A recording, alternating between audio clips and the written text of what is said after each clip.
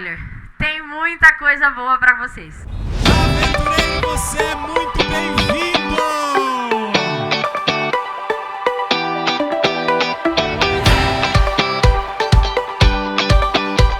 O segundo Carrori da Associação Paulistana!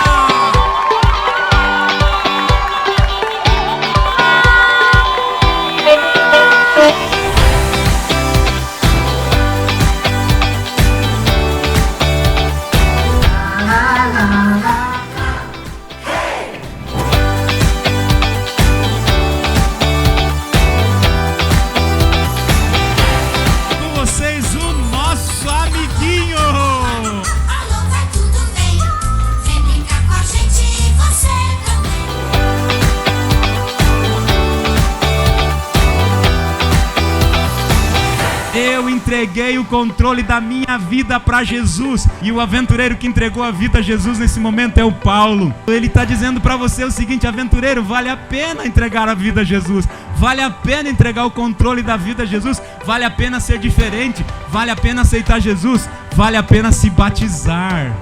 E é isso que ele vai mostrar hoje para você. Em nome do Pai, em nome do Filho e em nome do Espírito Santo. E o Carrori diz amém.